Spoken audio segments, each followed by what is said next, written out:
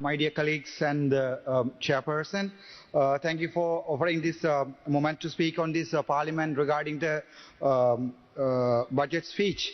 First of all, I would like to thank NPP government for providing and starting us new initiatives such as digitalization, innovation and entrepreneurship and rural development, primarily focused on the healthcare of the rural development. So, but unfortunately, සමහර දේවල් මට කියන්න වෙනවා මේ රටේ දෙමළ ජනතාව කියලා සිංහල ජනතාව කියලා ජනතාව දෙකක් තියෙනවා. ඒ දෙමළ ජනතාව ඇතුළත තමයි මුස්ලිම් ජනතාවත් අපි ගණන් ගන්නෙ. එතකොට අවුරුදු 76 හිස්ටරි ගැන අපි කතා කරනවා. හැබැයි මම දැක්කා දැන් ආණ්ඩු පක්ෂයෙන් නම් විපක්ෂයෙන් අත්ති කරනවා. විපක්ෂයෙන් නම් ආණ්ඩු පක්ෂය අත්ති කරනවා. හැබැයි කවුරුත් පරණ දේවල් කතා කරලා ඉස්සරහට ගෙනියන්න අපේ රට ගෙනියන්න පුළුවන් මොකක් හරි වෙඩපිළිවෙලක් ඇදුවා කියලා අපි විශ්වාස කරන්නේ නැහැ. ඒකට හොඳ උදාහරණයක් තමයි අපේ කමියුනිටිස් දෙකකට මැදේ කොමියුනිකේෂන් ගැප් එකක් තියෙනවා. ගොඩක් වෙලාවට උතර ඉන්න ජනතාවට සිංහල කතා කරන්න බෑ, දකුණ ඉන්න ජනතාවට දෙමළ කතා කරන්න බෑ. එතකොට 1970 කාලේ මොකද වුනේ? අපිට කතා කරන්න දෙන්නේ නැතුව අපේ බෙල්ල මිරි කරා. එතකොට තමයි 1970 අපිට ලොකු විශාල ප්‍රශ්නයක් වුණා. ඊට පස්සේ 1983 මොකද වුනේ? 1983 අපේව මරලා දැම්මා, කෑලි කෑලි කපලා දැම්මා. මම එකක් කියන්න කැමැති, මම පොඩි කාලේ ඉන්නකොට මම ස්කෝලර්ෂිප් කරේ 1993 ඒ කාලේ එනකොට මම කවදාවත් එක සිංගල මිනිහාවක් දැකලා නැහැ. එතකොට අපිට කියලා තිබ්බ මොකද්ද? සිංගල මිනිහා කියන්නේ බඩ මේම කරලා කන්න පුළුවන් ජාතිය කියලා තමයි අපිට කියලා තිබ්බේ. ඒ වගේ ඕගොල්ලෝට සමහර වෙලාවට මාතින් කියලා ඇති දෙමළ මිනිසු කියන්නේ බෝම්බේ පුපුරලා මාලිගාව පුපුරලා මිනිස්සු මරන්නේ කියලා ඒ විදිහට තමයි ඕගොල්ලෝ හිතාගෙන හිටියේ. හැබැයි 2009න් පස්සේ අපි දැන් ජාති දෙකම එකතු වුණාට පස්සේ අපිට හොඳ අන්ඩර්ස්ටෑන්ඩින්ග් එකක් ඇවිල්ලා තියෙනවා. දැක්කම බලන්න මේ පාර්ලිමේන්තුවේ පක්ෂ වුණොත් විපක්ෂ වුණොත් අපිට කතා කරන විදිය කොච්චර හොඳයිද කියලා. ඒ වුණාට අපේ ගම්වල ගියාම අපි කරන්නේ මොකද්ද? අපි ආයේ ජාතිවාදී ආවුස්සනවා, දෙමළ මිනිස්සු මරන්න ඕන කියනවා. හොඳ උදාහරණයක් තමයි අපි ජැෆ්නාවල තිබ්බා තයිටි කියලා පන්සලයක්.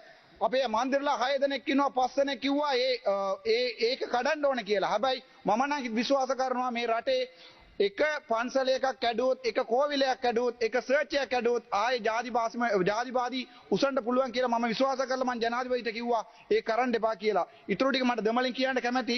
ඒකෙන් අපේ පොලිටිෂියන්ස්ලා ගොඩක් ඉන්නවා. දැන් දැක්කම කවුරුත් නැහැ. ඒගොල්ලෝ ආවිලේ අපේ දෙමළ ජනතාවට කියන්නේ අපි කොහොම හරි දෙමළ වෙලන් ගන්නවා කියලා. ඒ වුණාට සිංගල පොලිටිෂියන්ස්ලා ගිහිල්ලා සිංගල ජනතාවට කියන්නේ කොහොම හරි අපි මේ එක රට එක ජීවිතයකට ජීවත් වෙනවා, උංගේ කඩා වැටෙනවා, උංගේ නවතනවා කියලා. හැබැයි වෙලා තියෙන්නේ අද ගත්තාම දෙමළ මිනිහා එක්කෙනෙකුටවත් හිතේ නැහැ රට දෙකට කඩන්න ඕන කියලා. අපි කවදාවත් හිතන්නේ රට දෙකට කඩන්න ඕන කියලා. මම මේ පාර්ලිමේන්තුවේ ඇවිල්ලා 77 days දවස් 77ක් මට කතා කරන්න දුන්නේ නැත්නම් එතකොට මට හැසිරෙන්න වෙනවා රස්තවාදී විදියට. එතකොට ඔන්න මේ එක්කෙනෙක් කිව්වා මට පිසු කියලා. දැන් අන්තිමට කතා කරන්න වෙලාවල් දීලා තියෙනවා. හැබැයි මම අන්ඩ්‍රෝ කුමාර දිසානායකගේ ආණ්ඩුවට එකක් මම සුදිවන්ද වෙනවා. මේ වගේ හොඳ බජට් එක අපිට දුන්නාට හැබැයි ඔගොල්ලෝට පපුව ටිකක් රිදෙනවා. මම ඒ ටිකක් කියන්න ඕනේ. ඔගොල්ලෝ කතා කරා ජැෆ්නා லைப்ரரி ගැන. யாழ்ப்பாணம் லைப்ரரியை பற்றி நீங்கள் கதைத்திருந்தீர்கள். 100 மில்லியன் ஒதுக்கி இருக்கிறதாக.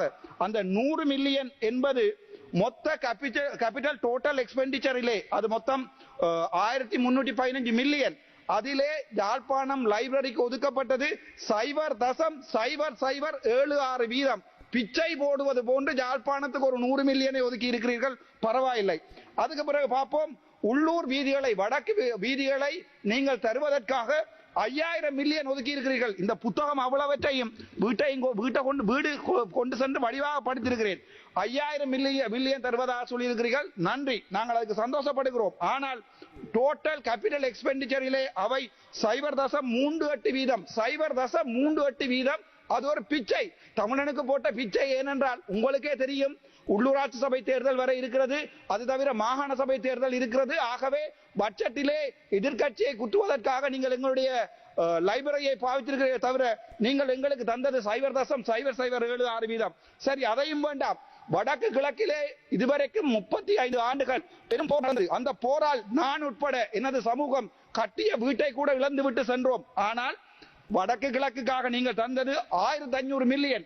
அது மொத்தம் உங்களுடைய கேபிட்டல் எக்ஸ்பெண்டிச்சரிலே 0.01% எங்கள் வீடுகளை இடித்து எங்கள் காணிகளை பிடித்து எங்களில் 45,000 பேரை கொலை செய்துவிட்டு நீங்கள் எங்களுக்கு போடும் பிச்சை 0.1%, அதாவது 0.1% உங்களுடைய மொத்த எக்ஸ்பெண்டிச்சரை வடக்கு கொடுத்து விட்டு நாங்கள் சொல்லுகிறோம் வடக்கிற்கு கொடுத்து விட்டோம் என்று.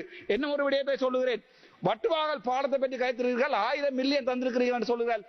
அது மொத்த எக்ஸ்பெண்டிச்சர்ல உங்களுடைய இந்த வருடத்தின் கேபிட்டலை மட்டும் கதைக்கிறேன். ரீகரண்ட் எக்ஸ்பெண்டிச்சரை பற்றி நான் கதைக்கவில்லை. கேபிட்டல் எக்ஸ்பெண்டிச்சரிலே 0.076%, 0.076%. அந்த பிச்சை நன்றி, அந்த பிச்சைக்கு எங்களுக்கு நன்றி. கதைப்போம். அதே மாதிரி சரி, சுகாதாரத்துறையை எடுத்து பார்ப்போம். சுகாதாரத்துறையிலாவது எங்களுக்கு ஏதாவது பிச்சை போட்டு இருக்கிறீர்களா என்று. அந்த சுகாதாரத்துறையிலே மொத்தமாக 382 பில்லியன் உங்களுடைய மொத்த கேபிட்டல் எக்ஸ்பெண்டிச்சர். ஆனால் அதிலே வடக்கு கிழக்குக்கு நீங்கள் தந்திருப்பது, வடக்கிலே ஒரே ஒரு ப்ராஜெக்ட் மட்டும் தான் செய்திருக்கிறீர்கள், PHSCP எனப்படுகின்ற ப்ராஜெக்ட். அதுக்கு நீங்கள் தந்திருப்பது எங்களுக்கு 0.66%. உங்களுடைய பிச்சை எந்த அளவிலே இருக்கிறது என்ற இதில் பார்த்துக் கொள்ளுங்கள். அதற்கு பிறகு கிழக்குக்கு நீங்கள் கொடுத்திருக்கிற பிச்சை 0.8%. தமிழன் பிச்சை எடுப்பதற்கு தயாராக இல்லை என்பதை உங்களுக்கு சொல்லுகிறேன். எனது சகோதரர்கள் வெளிநாட்டில் இருக்கிறார்கள். முடிந்தால் உங்களால் பிரிவென்ஷன் ஆஃப் டெரரிசம் ஆக்ட் எனப்படுகின்ற அந்த சட்டத்தை எடுத்து விடுங்கள். நாங்கள் கொண்டு வருகிறோம் உங்களுக்கு பில்லியன் ட்ரில்லியன் கணக்கான பணம். எனது சகோதரர் உங்களுக்கு கொண்டு வரும், நாங்கள் போடுகிறோம் பிச்சை. நாங்கள் இந்தியாவுடன் பிச்சை எடுப்போம், சைனாவுடன் பிச்சை எடுப்போம். எடுத்த பிச்சையிலே ஒரு 0.01% பிச்சையை தான் எங்களுக்கு போடுவோம். அந்த பிச்சையை ஜனாதிபதி அவர்கள் வந்து சொல்லுவார், இந்த வடக்கு மாகாணத்துக்கு பிச்சை போட்டிருக்கேன். பிச்சையிலும் பிச்சை எடுப்பானாம், ஆண்டி பிச்சை. அதுக்கு பிறகு போடுவானாம் ஒரு பிச்சை. இது ஒரு கேவலமான சிலையா. எங்களுக்கு இது சரியான மனவருத்தம்.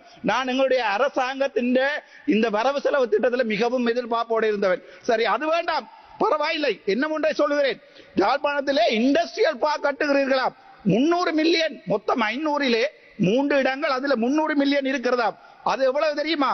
மொத்த உங்க கைத்தொழிலுக்கு போட்ட அந்த மொத்த செலவினத்தின் 1.54%. நாங்கள் KKSஐ நாங்கள் கட்டுகிறோம். தமிழன் கட்டுகிறான் KKSஐ. முடிந்தால் KKSஐ எங்களிடம் தாருங்கள். தமிழர் கட்டுகிறோம். நாங்கள் உங்களுக்கு கட்டி நாங்கள் சீமெந்து செய்திருக்கிறோம். நாங்கள் உங்களுக்கு கிண்ணியாவில் இருந்து ஒரு காலத்திலே கரும்பு தந்தோம். நாங்கள் உங்களுக்கு வடமானத்திலிருந்து சீமெந்து தந்தோம். நாங்கள் உங்களுக்கு ஆணையரவில் இருந்து எல்லாவற்றையுமே தந்தோம். எங்கள் உதிரங்கள் முடுக்க எடுத்து எங்களுடைய இனத்தை அழித்து போட்டு நீங்கள் இப்போது எங்களுக்கு தருவது என்பது சொல்ல தெரியுமா? 0 அளவிலான உங்களுடைய பிச்சை. அந்த பிச்சை தான் உங்களுடைய பட்ஜெட். அதற்காகத்தான் எங்களுடைய வாக்குகள் உங்களுக்கு வேணும் என்றால் எனது தமிழ் மண் பிழையாக போட்ட 3 வாக்குகளால் இன்றைக்கு ஒரு பேப்பர் கூட வாசிக்க தெரியாத MP மாரத்தான் கொடுத்திருக்கிறார்கள் எங்களுடைய தமிழ் மண். ஏனென்றால் அனுரகுமார திசாநாயக்க இந்த 13லே எங்களுக்கு ஏதாவது செய்வார். 13 நாங்கள் இப்போது சிங்கள மக்களுடனும் தமிழ் மக்களுடன் ஒன்றாகத்தான் வாழ ஆசைப்படுகிறோம். எனது மனதில் இல்லை சிங்கள மக்களை எதிரியாக நினைப்பதற்கானால் வந்த முதல் நாளில் இருந்து இந்த ஆசனம் என்னை அவமனித்தது. இன்று வரை என்ன ஒரு எதிரியாகத்தான் பார்த்தது. ஆளுங்கட்சிக்கும் எதிர்கட்சிக்கும் உள்ள அடிவாட்டிலே நாங்கள் தான் அவதிப்படுகிறோம். இன்று நேற்றல்ல, 1948ஆம் ஆண்டு எங்களுடைய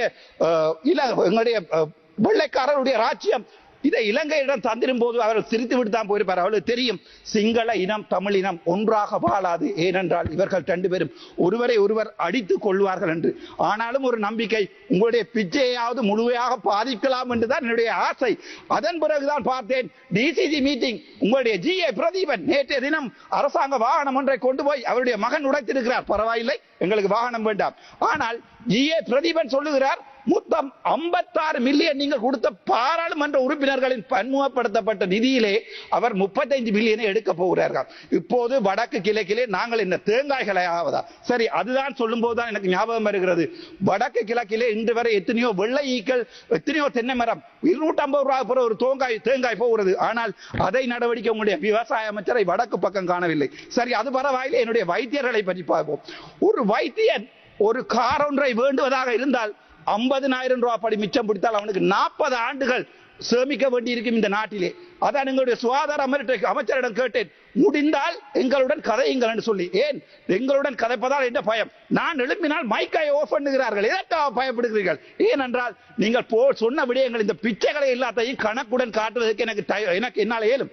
அது தவிர நாங்கள் எதிர்பார்ப்பது தமிழ் சிங்கள மக்கள் ஒன்றாக வாழ வேண்டும் என்று. ஆனால் அனுர அரசாங்கமோ அல்லது எதிர்கட்சியில் இருக்கும் அரசாங்கம் மறுபடியும் அரசாங்கமாக அந்த பக்கம் போயிருந்தாலும் எங்களுடைய பிரச்சனையை உங்களுக்கு முடிக்க விருப்பமில்லை. ஏனென்றால் நீங்க சொன்னீங்க பிடிஏ எடுப்பதாக. இப்போது நீதியமைச்சர் கேட்கிறார் பிடிஏல இருப்பவர்களுடைய லிஸ்டை தாருங்கள் என்று. கேவலம். எனது சகோதரர்கள் எங்களை உங்களுக்கு என்ன ஒன்றை சொல்லுறேன் மிக සිංහලින් කැමැති. අපේ අයියලා අක්කලා 55 මරුනේ අපේ ජනතාවලින් ඇතුලේ ඉඳන් ඇවිල්ලා. ඒගොල්ලෝ උඩින් ඉඳන් බහැලා නැහැ පළයට. ඒගොල්ලෝ අපේ ජනතාවෙන් තමයි අවිලා තිබ්බේ. එතකොට අපි රස්තවාදී. හැබැයි 88000ක් මරුණා.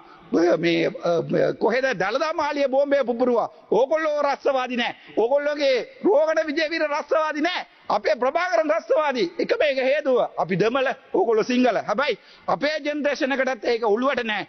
මගේ හිතේ නැහැ. මාත් එක ඕගොල්ලෝ කණ්ඩ එනවා හැමදාම පාර්ලිමේන්තුවේ. මම කවදාවත් ඕගොල්ලොත් ඒ විදිහට හැසිරෙන්නේ නැහැ. මම දැන් කියන්නම්. ඕගොල්ලෝට ඇත්ත කියන්නේ එම්බිලා කවුරුත් නැහැ. අපේ ඉන්නේ සමහරු දැන් මේ එන්නෙත් නැහැ මේ බලාවට. ඒගොල්ලෝ කරන්නේ ඕගොල්ලොත් එකේ ගේම් එකක් ගාලා අපේ මිනිසුන්ට කියනවා ඔන්න මචං අපි දෙමළලා කොමරි ගන්නවා කියලා.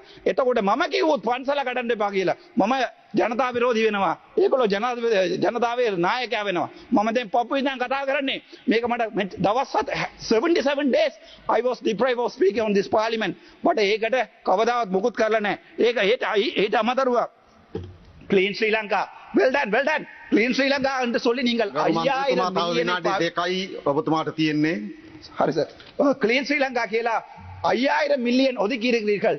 அது எங்களுடைய லைப்ரரி, எங்களுடைய தேசிய நூலகம், அது ஒரு ஆசியாவிலே மிகப்பெரிய நூலகம். விபுலானந்தர் தொடக்கம் மகாத்மா காந்தி எழுதிய புத்தகங்கள் இருந்த லைப்ரரியை எரித்த உங்களுடைய இனம் எங்களுக்கு போட்ட பிச்சை 1.2%. உங்களுடைய கிளீன் ஸ்ரீலங்காவிலே ஒரு தமிழனும் இல்லை, ஒரு முஸ்லிமும் இல்லை. எங்களுக்கு தந்திருப்பது 1.2% அளவைத்தான் உங்களுடைய கிளீன் ஸ்ரீலங்கா எங்களுக்கு தந்திருக்கிறது. அதாவது மொத்த 5000 மில்லியனிலே எங்களுடைய லைப்ரரிக்காக நீங்கள் ஒதுக்கியது 1.2%. அதை விட பரவாயில்லை. இன்னொரு ஜோக் ஒன்றை சொல்லுகிறேன். ரைட். உள்நாட்டில் இடம்பெயர்ந்தவருடைய வீடமைப்புக்கு 1500 மில்லியன் ஒதுக்கியதை போன்று அதே போன்று நீங்கள் உங்களை பார்த்தால் தெரியும், எங்களுடைய தீவகங்களிலே குடிப்பதற்கு தண்ணி இல்லாமல் எங்களுடைய சனம் இறந்து கொண்டிருக்கிறது. நைனாதீவா இருக்கலாம், டெல்டா இருக்கலாம், கார்நகரா இருக்கலாம். ஆனால் திரும்பவும் சொல்கிறேன், உங்களுடைய தெற்குக்கான தண்ணி வளங்களுக்காக 61,234 மில்லியன் செலவழித்திருக்கிறீர்கள். அடிஷனலாக 20,000 மில்லியன் ஒதுக்கி இருக்கிறார்கள் தண்ணிக்கு தெற்குக்கு. ஆனால் வடக்குக்கு தண்ணி இல்லை. வடக்கிலே போடப்பட்ட இரணமடை குளம் இப்ப கூட காய்ந்து கொண்டுதான் இருக்கிறது. உங்களுக்கு எங்களுடைய மக்களுடைய வலிகள் தெரியாது. நாங்கள் உண்மையை கதைத்தால் ஜனதா விரோதி. நாங்கள் உண்மையை கதைத்தான். ஆனால் கேம் அடிப்பவர் முழு பேரும் உங்களுக்கு நல்ல பொலிட்டீஷியன்ஸ். நாங்கள் உண்மையை கதைத்தால் அது உங்களுக்கு முதுகு நோவும், அவர்களுக்கும் இதயம் நோவும். அதுதான் உண்மை. இன்று வரை நான் சொல்லுகிறேன், எங்களுடைய இன பிரச்சனையை தீர்க்காமல், என்னுடைய இனந்த அழித்தை திரும்ப கட்டி எழுப்பாமல் நாங்கள் ஒருபோதும், நான் நினைக்கிறேன், நாங்கள் ஒருபோதும் இந்த நாட்டிலே நிலையான சமாதானத்தை கொண்டு வர முடியாது. இதே சுத்தியுடன் இருக்கிறேன். இன்று நேற்று நடந்த voting கூட எனக்கு 85% வாக்குகள் இருக்கிறது. வழக்கில் முடிந்தால் உங்கள் எம்பி ஒருவரிடம் முடிந்தால் 85% வாக்குகளை பெற்றுக் கொள்ள சொல்லுங்கள். நேற்று யூடியூபில் போட்டிருந்தார்கள் எனக்கு 87% வாக்குகள் இருக்கிறது. ஏனென்றால் உண்மையை கலைப்பவன் තපරවේ සක්ස. එතකොට මම මේ පාර්ලිමේන්තුව ආවේ හොස්පිටල් එකේ ඉඳන්. මම පාර්ලිමේන්තුව ආවේ නැහැ කොඩි උසලා පොල්ලක් උසලා පාර්ලිමේන්තුව ආවේ නැහැ. දවස් 91කින් මම ස්වාධීනව ඡන්ද විරුලා මේ පාර්ලිමේන්තුව ආවේ. මම ඉස්සරහට එන්නවා නම් මම ඉස්සරහට මේකෙන් ඉන්නවා නම් මේ හොරු කරන්න ඔක්කොම ටික එළියට එනවා. හැබැයි මට කතා කරන්න වෙලාවක් දුන්නාට ගොඩක් බොහොම සිස්.